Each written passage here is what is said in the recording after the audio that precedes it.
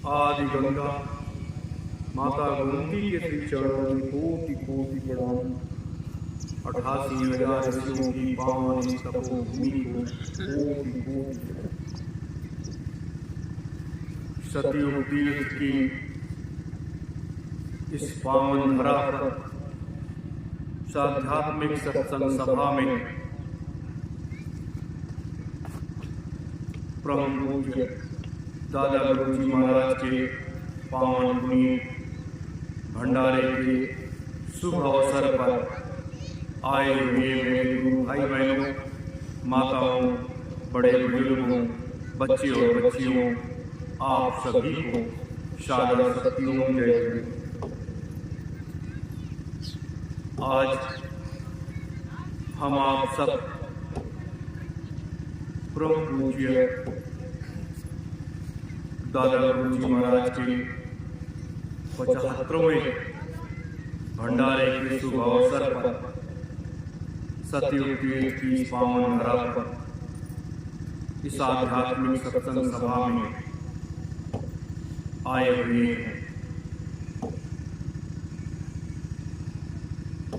ये भारतवर्ष संत महात्माओं का, ऋषि मुनियों का ये देश है। हमेशा इस भूमि पर धर्म का ध्वज हमेशा फहरता रहा है और अध्यात्म की ज्योति हमेशा जलती रही। समय समय पर जब जैसी आवश्यकता समझी गई, उस हिसाब से इस मृतलोक में महात्माओं का आगमन होता रहा और वो आए और इस मानव समाज को सत्य का मार्ग दिखाने के बाद, उनको सही रास्ते पर लाने के बाद फिर अपने हिसाब से फिर यहाँ से चले गए। उनका दिया हुआ विचार, उनके एक एक शब्द हमारे धर्म ग्रंथ बन करके आने वाली पीढ़ियों के लिए एक धरोहर हो गया। इसी क्रम में हम अनादिकाल से लेकर के और इस कलिकाल की इस तपिश भरी गर्मी में भी एक ऐसे महापुरुष का आगमन इस मृतलोक में हुआ, जिसे हम अपने गुरु के अमृतमयी वचनों से ये सुना। दादा गुरुजी महाराज के बारे में कि परम पूज्य स्वामी जी महाराज ने उनसे नामदान लिया था, दीक्षा लिया था और एक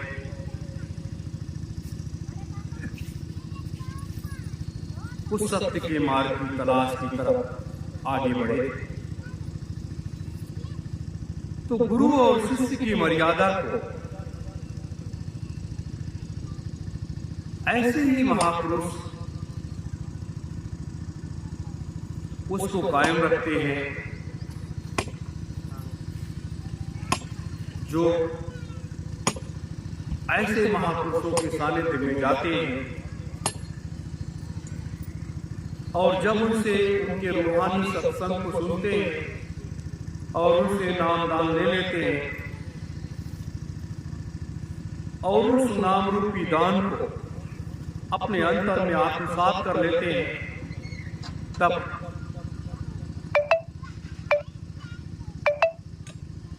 गुरु की जब दया होती है, उनकी जब मौज होती है, तब गुरु अपने उस बच्चे पर, अपने बच्चे बच्चियों पर अपनी उस रूहानी आध्यात्मिक शक्तियों को अंतर में समावेश कर देते हैं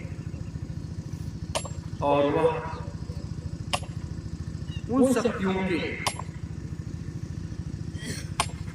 प्राप्त करने के बाद वो भी एक पूर्ण संत महात्मा बन जाता है। अगर देखा जाए तो परम पूज्य स्वामी जी महाराज, जिन्हें हम सतलोक से आए हुए अनानंद महाप्रभु कहते हैं, उनको भी किसी गुरु के सानिध्य में जाना पड़ा। इस वाहे रूपी संसार की इस मृतलोक की व्यवस्था को स्वीकार करते हुए मठ, मंदिर, मस्जिद, गुरुद्वारों में भी जाने के बाद, कई संत महात्माओं के सानिध्य में जाने के बाद आत्म शांति जब न मिली, आत्म शांति व्यक्ति को क्यों नहीं मिलती? क्योंकि महात्मा जो होते हैं, जो स्वयं आत्मज्ञानी होते हैं, उनका पहले से ही उनका तीसरा नेत्र खुला होता है। वो इस मृतलोक में उस गुरु की तलाश करते हैं जिसके सानिध्य में जाने के बाद हमें वो मार्ग, रास्ता मिले। और तलाश करते करते अंतर्ज्ञान की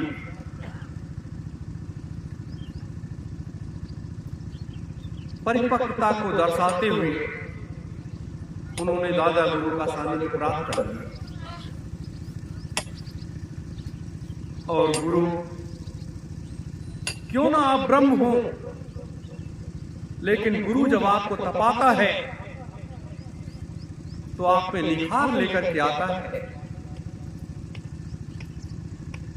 आप में एक प्रकाश लेकर के आता है।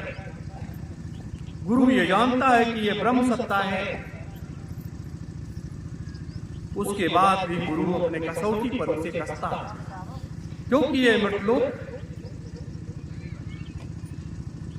और मृतलोक में जब गुरु, जो सच्चा सद्गुरु होता है, जब वो अपनी कसौटी पर उसे कसता है तभी उसमें निखार आती। यही कार्य परम पूज्य दादा गुरु जी महाराज ने परम पूज्य स्वामी जी महाराज के साथ में किया। जो स्वयं अनामी महाप्रभु हो और इस मृतलोक में आने के बाद 10 घंटे, 12 घंटे, 15 घंटे, 18 घंटे, 20 घंटे बैठ करके साधना करना एक छोटी सी बात नहीं है, बहुत बड़ी बात। आज 1 घंटे बैठ पाना व्यक्ति के लिए कठिन हो जाता है, और 18 और 20 घंटे बैठ करके साधना करना बहुत बड़ी बात है।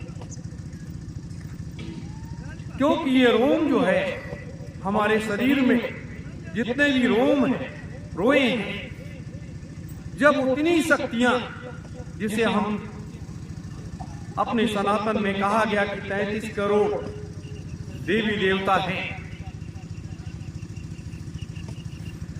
लेकिन आपके शरीर में 33 करोड़ रोम हैं, रोए, जो तब 33 करोड़ रोए। तो जब रोम रोम में शक्तियों का समावेश हो जाता है, वही पूर्ण ब्रह्म बन जाता है, वही पूर्ण संत बन जाता है, वही सच्चा सद्गुरु बन जाता है। जब तक व्यक्ति के अंदर इतनी शक्तियां एक आपके रोम रोम में नहीं समाहित हो जाती हैं, तब तक वो पूर्ण संत नहीं बनता है। ये आप समझ। और समय की आवश्यकता, पूर्ण संतों की आवश्यकता पड़ती है, क्योंकि हमारे धर्म ग्रंथ ये कहते हैं कि जब तक आपके आत्म शांति न मिले, आपके अंदर पूर्ण ज्ञान न हो जाए, तब तक आप तो अधूरे हैं, तब तक तो आप तो अधूरे हैं। तो ये महात्माओं का एक रहस्यमयी खेल है। परम पूज्य स्वामी जी महाराज प्रत्येक वर्ष अपने गुरु का पावन पुनीत पर्व जो भंडारे का प्रत्येक वर्ष वो मनाते, बड़े धूमधाम के साथ। लाखों लाखों लोग उस कार्यक्रम में जाते थे और उनके रूहानी सत्संग को सुनते थे और लोगों को नामदान मिलता था।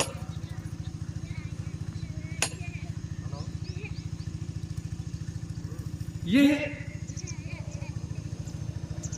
गुरु ने अपने दौलत को खूब लुटाया, दिल खोल करके लुटाया। अब किसने लूटा किसने नहीं लूटा वो उसका विषय है, लेकिन जो कुछ उन्होंने अपने गुरु से प्राप्त किया, अपने गुरु से प्राप्त करने के बाद स्वयं में अपने से प्राप्त किया और स्वयं की उनकी रूहानी शक्तियां, ये जो है मानव समाज के लिए उन्होंने खुलेआम लुटाई और अपने गुरु के उन पथ चिन्हों पर चलने का हर संभव प्रयास किया। क्योंकि गुरु की आज्ञा चाहे रैन में हो, बैन में हो, स्वयं में हो, जो सच्चा शिष्य होता है वो उसको स्वीकार करता है। जितना भी कार्य परम पूज्य स्वामी जी महाराज ने किया, जितनी भी बातें मानव समाज के बीच में ले गए, वो अपने गुरु के आदेश से किए,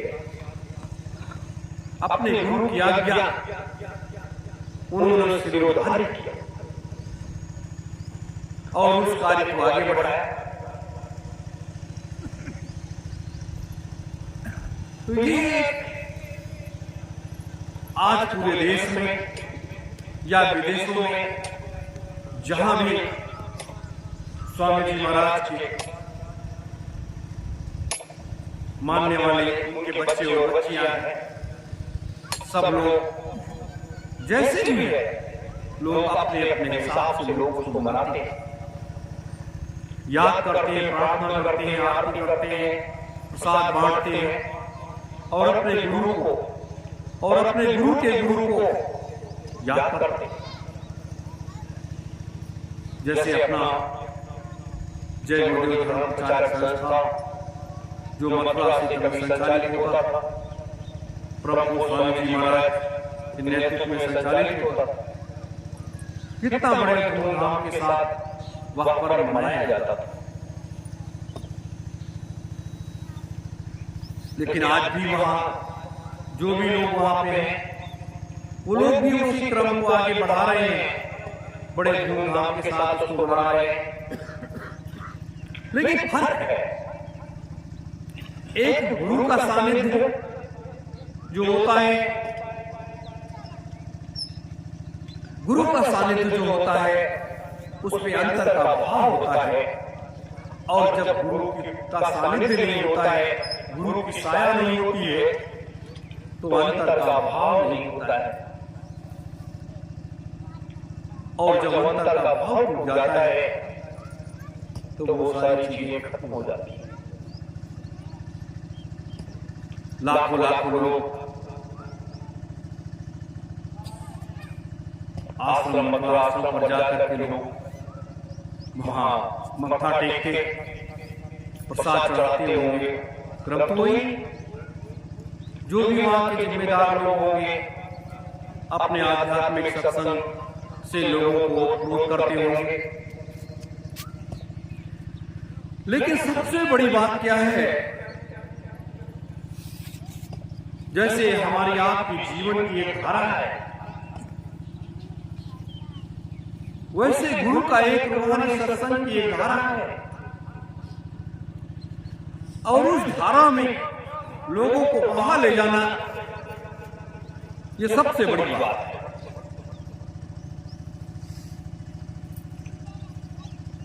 अब उसको किस रूप में, किस तरीके से लोग बहाते हैं, क्या करते हैं, ये अलग अलग लोगों का विषय है।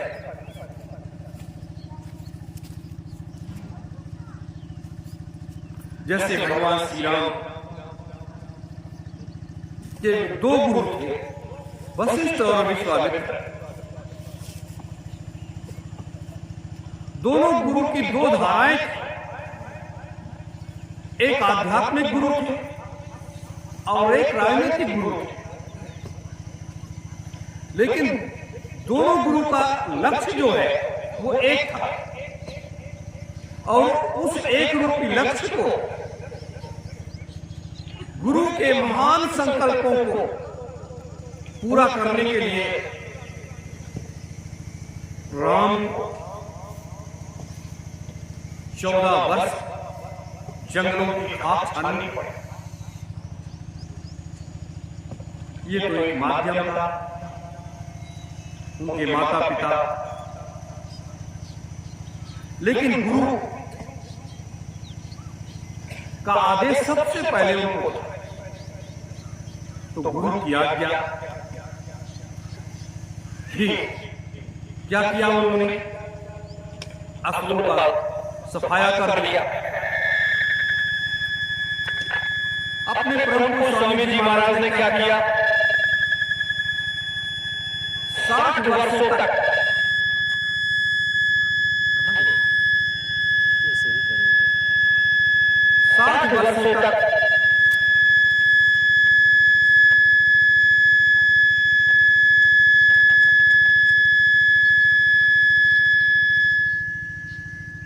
60 वर्षों तक आध्यात्मिक और राजनीतिक चेतना को जगाया, मानव समाज को वो मार्ग दिखाया, एक आध्यात्मिक मार्ग दिखाया और एक राजनीतिक मार्ग दिखाया। दोनों पहिए को बराबर चलाया, और दोनों पहिए बराबर चलाने के बाद ये कहा कि कलयुग में कलयुग जाएगा और कलयुग में सतयुग आएगा। ये शब्द किसी व्यक्ति के नहीं, ये स्वयं अपने गुरु के। किसी ने उनसे कहा तो नहीं कि आप इस बात को कहिए। वहीं पर नेताजी सुभाष चंद्र बोस का, उनका जो एजेंडा था, लक्ष्य था, वो अलग था। लेकिन अपने अपने लक्ष्य को भेजते हुए लोग अपने उस मंजिल को प्राप्त करने के लिए आगे बढ़ते चले गए, आगे बढ़ते चले। बढ़ते बढ़ते कारवां इतना बढ़ गया, करोड़ों लोग साथ में कदम से कदम मिलाते चले गए, आवाज में आवाज मिलाते चले गए। तब भी ये व्यवस्था न बदली, मानव के जीवों में वो सुधार नहीं आया कि आप शाकाहारी हो जाओ। लोगों में सुधार नहीं आया। क्यों? जो सच्चे सद्गुरु, इस पृथ्वी के सबसे बड़े संत, और उसके बाद भी सुधार न आया, और जिस जगह से हमने उस आवाज को उठाया, उसी जगह की आप अपवित्रता फैल जाए, कितने दुख की बात है। यह है कलयुग का वास्तविक रूप, और कलयुग के वास्तविक रूप को हमारे महात्माओं ने, जो वर्तमान के हमारे जो महात्मागण है, सभी धर्मों की बात है, वो लोग नहीं बता पा रहे हैं। लोगों की गणना फेल हो जा रही है, लोगों की विचारधाराएं अलग माया रूपी संसार की तरफ केंद्रित हो जा रही है। लेकिन आज अगर वास्तविक रूप से देखा जाए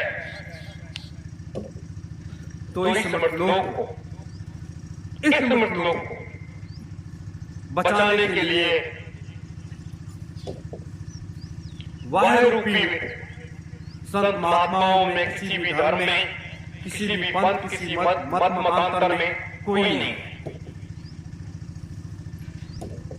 ये जो महान विभूतियां, जो महान शक्तियां हैं, ये तो जाकर के सिद्धाश्रम में बैठ गए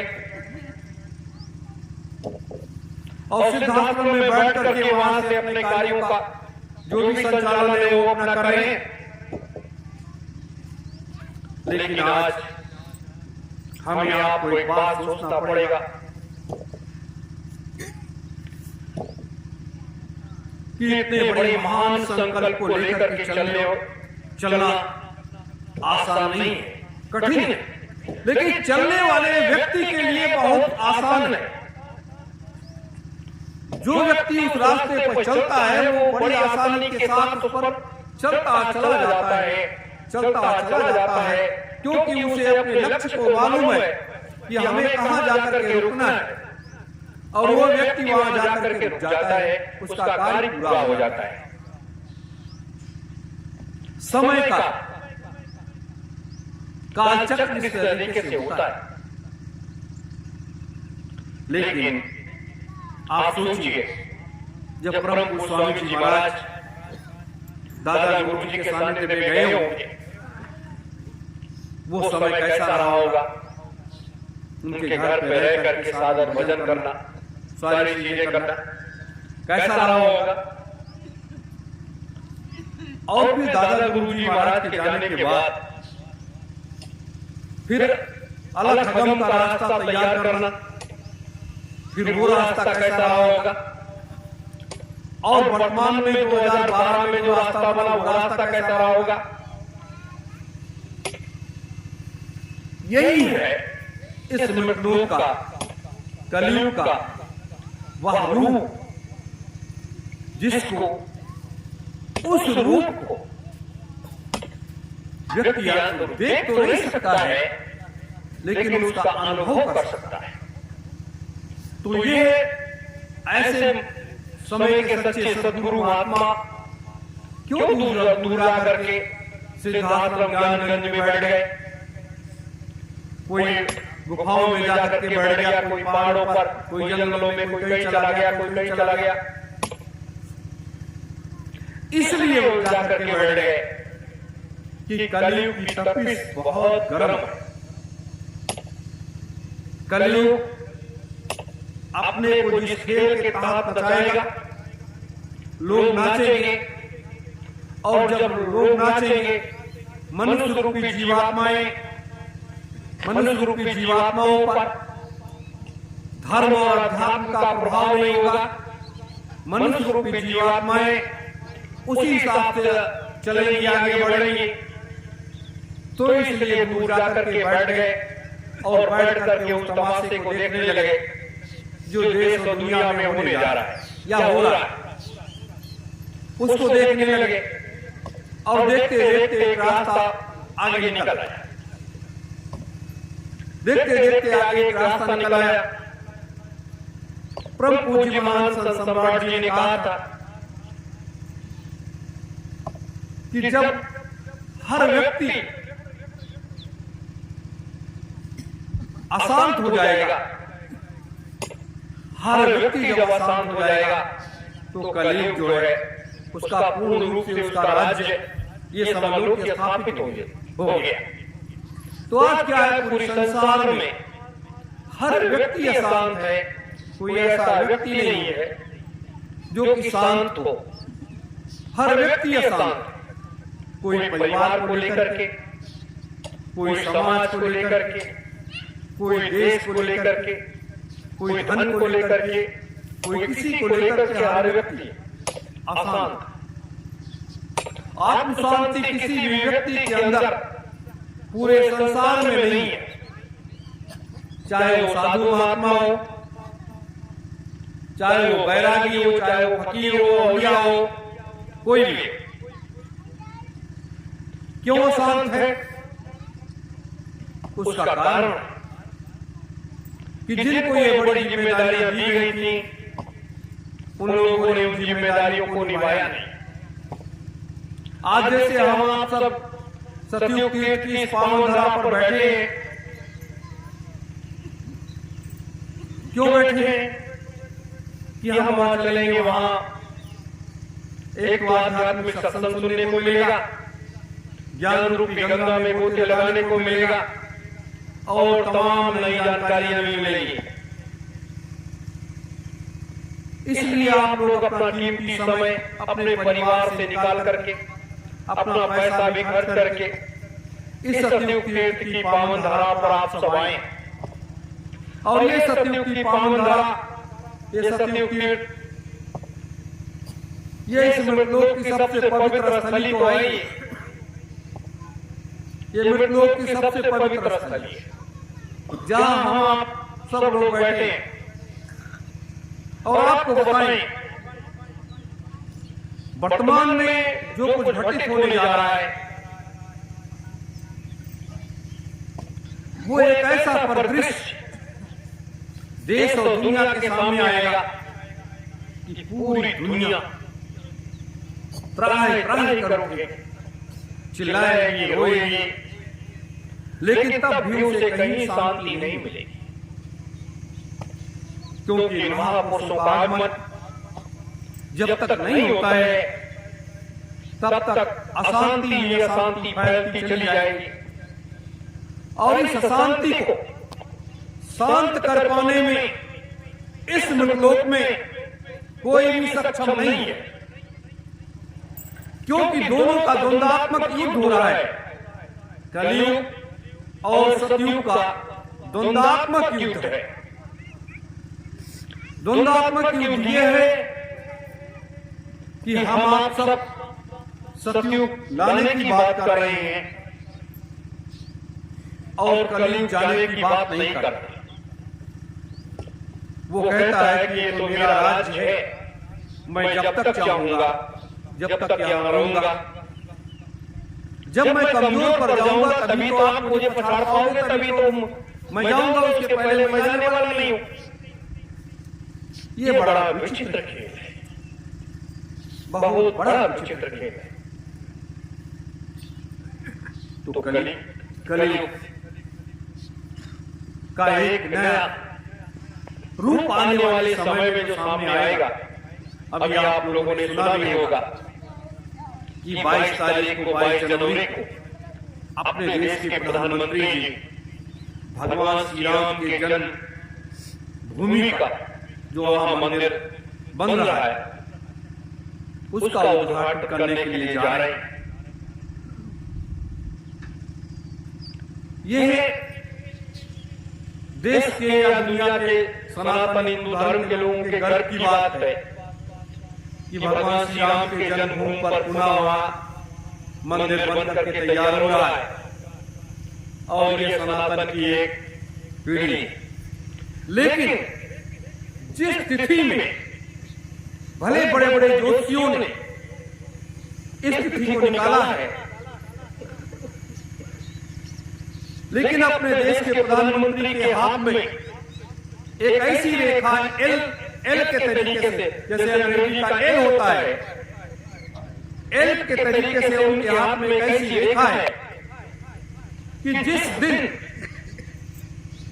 उनके द्वारा ये उद्घाटन होगा, उसके बाद देश में वो अफरा तफरी मचेगी जिसको संभाल पाना किसी के बस की बात नहीं होगी।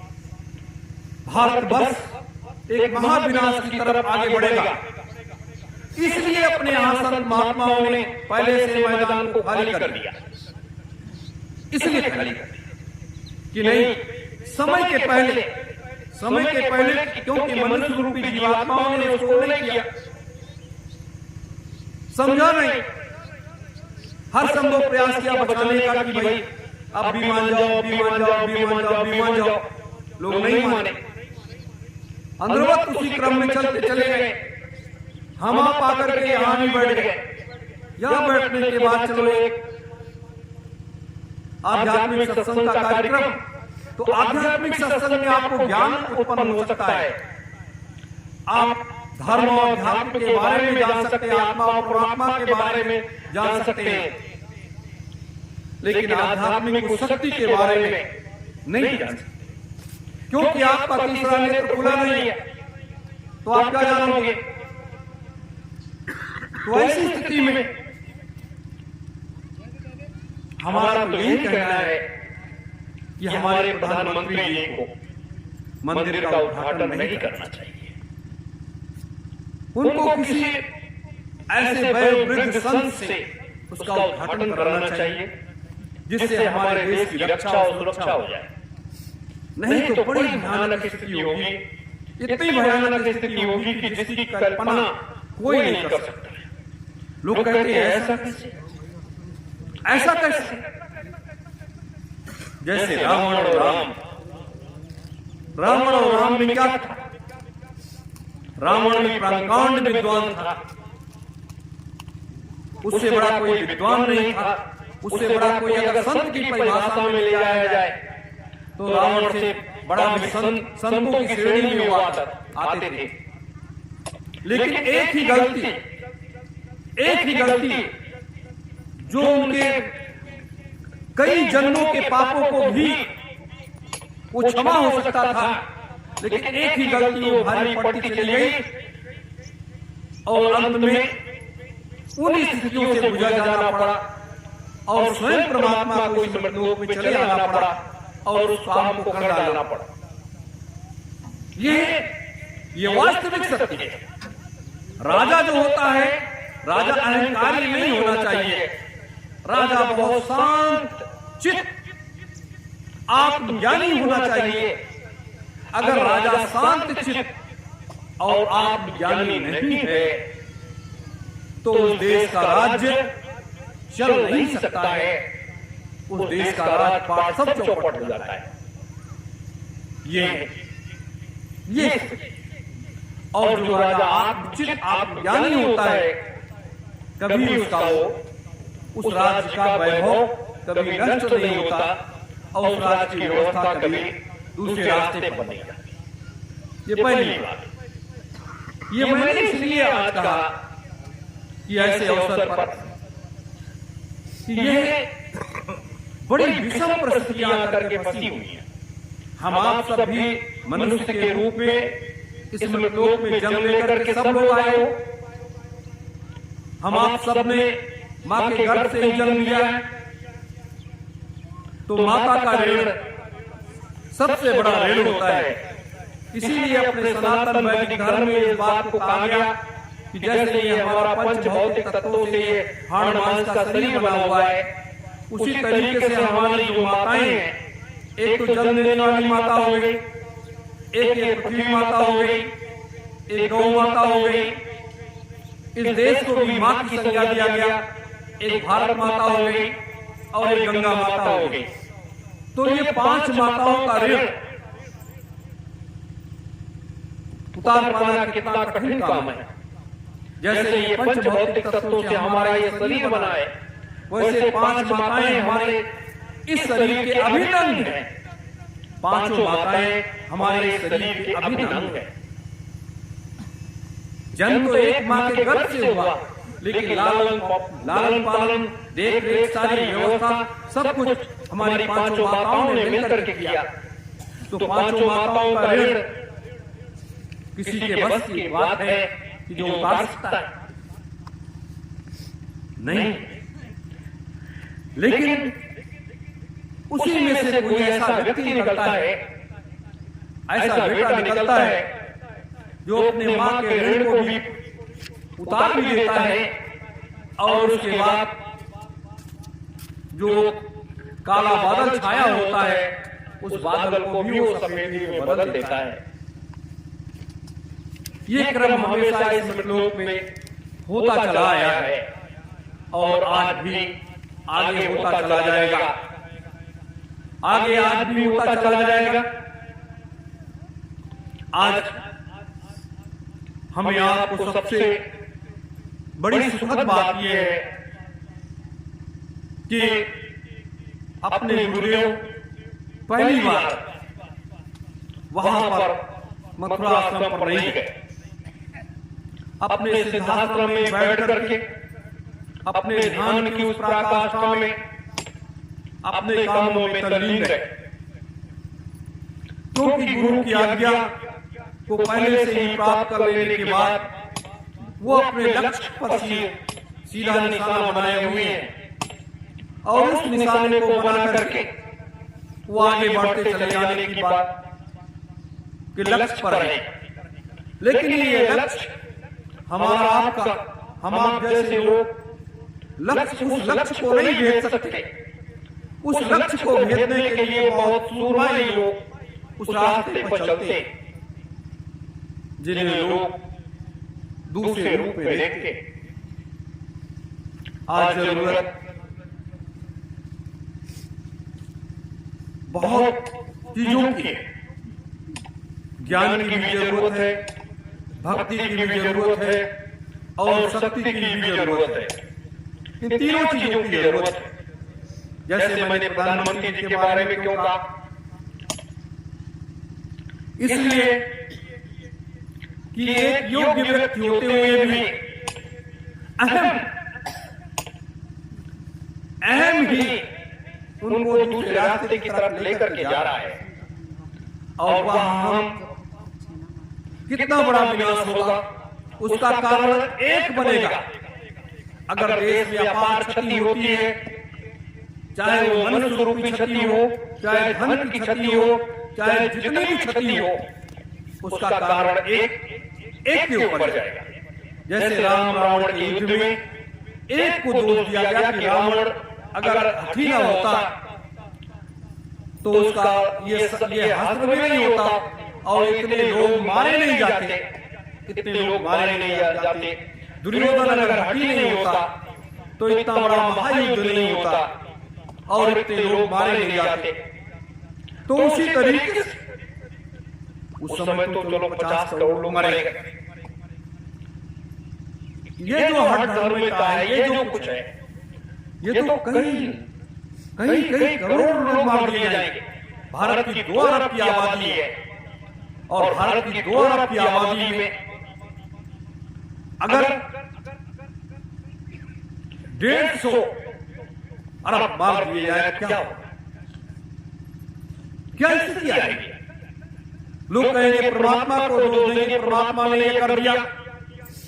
लोग अपने ऊपर दोष नहीं लेंगे, लोग अपने ऊपर दोष नहीं लेंगे। लोग कहेंगे कि अरे परमात्मा ने ये गलती कर दी, भगवान ने ये गलती किया, इसलिए ये स्थिति आ गई। लोग ये नहीं सोच पाते कि हम मांस खाते हैं, हम शराब पीते हैं, तो अपने ऊपर कोई दोष नहीं लेंगे। लोग पशुवत ये नहीं सोचेंगे कि बूचड़ खाने हम चलवा रहे हैं, शराब की फैक्ट्रियां हम चलवा रहे हैं, शराब हम पिलवा रहे हैं, सारे बुरे कर्म हम कर रहे हैं। तो जब सारे बुरे कर्म हम कर रहे हैं तो ऐसी स्थिति में दोष उस भगवान को, उस परमात्मा को क्यों दो? दोषी तो यही लोग है ना।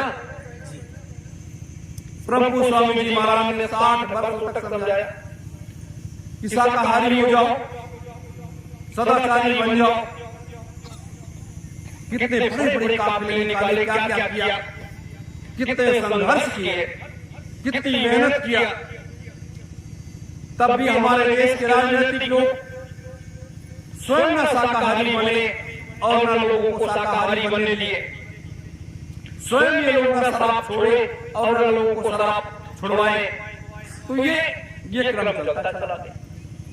ये सनातन धर्म की रीति नहीं है, ये सनातन धर्म की रीति नहीं है। जो लोग सनातन धर्म की बात करते हैं, जो लोग सनातन धर्म की बात करते हैं, उनको सनातन धर्म की व्याख्या तक नहीं मालूम है। चाहे वो कितने बड़े संत हो, कोई भी हो, उनको सनातन धर्म की एक व्याख्या नहीं मालूम है। अगर एक व्याख्या मालूम होती तो आज हमारे देश के ये हालात ना होते, ये स्थितियां ना आती। लेकिन हमारे देश के हालात, स्थितियां जो उत्पन्न हुई है, उसके सिर्फ 2 लोग जिम्मेदार हैं। एक तो हमारे देश के राजनीतिक लोग और एक हमारे चारों शंकराचार्य, दो लोग जिम्मेदार हैं। आज ये बात ऐसे समय में मैं इसलिए कह रहा हूं कि आगे का क्रम जैसे जैसे सतयुग अपने कदम को आगे बढ़ाएगा, कलयुग को पछाड़ता हुआ सतयुग आगे बढ़ेगा, वैसे वैसे स्थितियां काफी बद से बदतर होती चली जाएंगी। इसलिए हमें आप सबको बहुत सतर्क और सावधान होकर के रहने की आवश्यकता है, क्योंकि एक पेड़ जो होता है उसके नीचे 100 लोग छाया में बैठ जाते हैं। एक पेड़ 100 लोगों को छाया दे देता है। उसी तरीके से एक एक कड़ी जो है जुड़ती हुई वो लाखों करोड़ों को छाया दे देती है। मैंने इसीलिए आप लोगों से कहा था कि कुछ समय ऐसा निकालो जो उस परमात्मा को प्राप्त करने के लिए, उस भगवान को प्राप्त करने के लिए और वहां तक जाने के लिए एक सीढ़ी तो बनाई लो, एक सीढ़ी बना लो। ये काल माया का देश है। ये जब तक आपके इस शरीर में श्वास है, जब तक इस शरीर में आपके श्वास है, तब तक ये माया आपको छोड़ने वाली नहीं है।